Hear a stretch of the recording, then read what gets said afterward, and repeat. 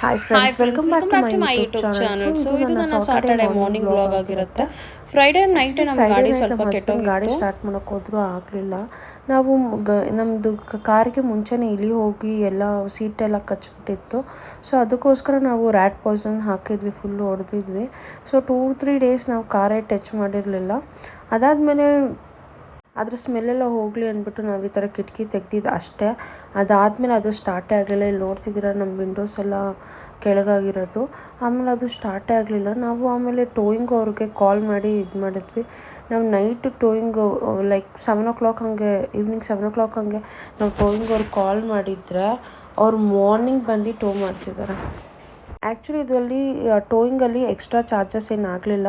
Because ನಮ್ಮ husband ಟೋಯಿಂಗ್ದು ಇನ್ಶೂರೆನ್ಸಲ್ಲೇ add on ಮಾಡಿಸಿದ್ರು.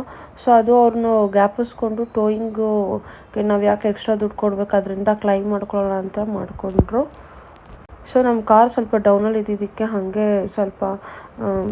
ಹಾಗೆ ಗಾಡಿ ತಿರುಗಿಸಿ ತಕ್ಷಣ ಕೆಳಗೆ ಬಂತು. ಸೊ ಟೋ ಮಾಡೋಕ್ಕೆ ಈಸಿ ಆಯಿತು. ಸೊ ಇಲ್ಲಿ ನೋಡ್ತಿದ್ದೀರಲ್ಲ, ಫಸ್ಟ್ ಟೈಮ್ ನಾನು ಈ ಥರ ಲೈವ್ ನಮ್ಮ ಕಾರ್ನ ಟೋಯಿಂಗ್ ಮಾಡ್ತಿರೋದು ನೋಡ್ತಿರೋದು.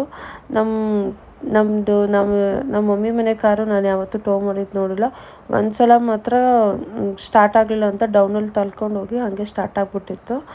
ಜಂಪ್ ಸ್ಟಾರ್ಟು ನಾನು ನೋಡಿಲ್ಲ. ಬಟ್ ಇದರಲ್ಲಿ ನಾನು ಜಂಪ್ ಸ್ಟಾರ್ಟ್ ಮಾಡಿದ್ವಿ. ಇದಕ್ಕಿಂತ ಮುಂಚೆ ನಾವು ಜಂಪ್ ಸ್ಟಾರ್ಟ್ ಎಲ್ಲ ಟ್ರೈ ಮಾಡಿದ್ವಿ, ಬಟ್ ಯಾವುದೂ ವರ್ಕ್ ಆಗಲಿಲ್ಲ ಅಂದ್ಬಿಟ್ಟು ಏನಾಗಿದೆಯೋ ಅಂತ ಟೋಯಿಂಗುಗೆ ಕಾಲ್ ಮಾಡಿ ಇದು ಮಾಡಿದ್ವಿ. ಸೊ ನೈಟ್ ಕಾಲ್ ಮಾಡಿದ್ದಕ್ಕೆ ಇವಾಗ ಬಂದು ಟೋ ಮಾಡ್ತಿದ್ದಾರೆ. ಬಟ್ ಟೋಯಿಂಗ್ ಅವ್ರದ್ದು ಏನು ತಪ್ಪಿಲ್ಲ. ಕಂಪ್ನಿಯವರು ಈ ಟೋಯಿಂಗ್ ಅವ್ರ ಜೊತೆ ಟೈಅಪ್ ಆಗಿರ್ತಾರಲ್ಲ, ಅವ್ರಿಗೆ ಇನ್ಫಾರ್ಮೇಷನ್ ಕೊಟ್ಟಿರಲಿಲ್ಲ. ಸೊ ಅವ್ರಿಗೆ ಇವಾಗ ಕೊಟ್ಟಿದ್ರು, ಇವಾಗ ಬಂದು ಅವ್ರು ಟೋ ಮಾಡ್ತಿದ್ದಾರೆ.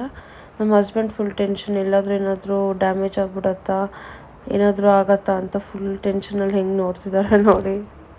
ಟೋಯಿಂಗ್ ವೆಹಿಕಲ್ಲು ಫ್ರಂಟ್ ವೀಲ್ಗೆ ಕೆಳಗೆ ರಾಡ್ ಹಾಕಿ ಸೊ ಈ ಥರ ಮೇಲೆ ಎತ್ತುತ್ತಿದ್ದಾರೆ.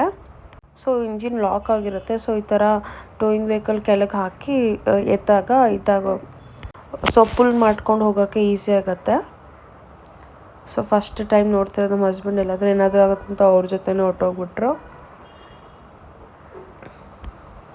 ಅದಾದಮೇಲೆ ಸಾಯಂಕಾಲ ಶ್ರಾವಣ ಶನಿವಾರ ಆಗಿರೋದ್ರಿಂದ ನಾವು ಈ ಸಲ ಗಾಳಿ ಆಂಜನೇಯ ಟೆಂಪಲ್ಗೆ ಹೋಗೋಣ ಅಂತ ಹೋಗಿದ್ವಿ.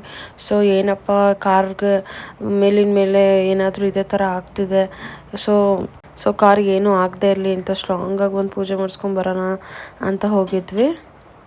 ಸೊ ಅಲ್ಲಿ ನೋಡ್ತಿದ್ದೀರಲ್ಲ, ಫಸ್ಟ್ ನಾನು ಅಂದ್ಕೊಂಡಿದ್ದೆ ತುಂಬ ರಶ್ ಇರುತ್ತೆ ಅಂತ. ಬಟ್ ಆದರೆ ಏನು ಅಂಥ ರಶ್ ಇರಲಿಲ್ಲ. ಬೇಗನೆ ಹೋಗಿ ಬೇಗ ಬಂದುಬಿಟ್ವಿ. ಆ್ಯಕ್ಚುಲಿ ಫಸ್ಟ್ ಅಂದ್ಕೋತಿದ್ದೆ ಹೋಗೋದಾ ಬೇಡವಾ, ಮಗುನ ಇಟ್ಕೊಂಡು ತುಂಬ ರಶ್ ಇದ್ದರೆ ಹೋಗೋಕ್ಕಾಗಲ್ಲ, ಬೇಡ ಅಂದ್ಕೊತಿದ್ದೆ.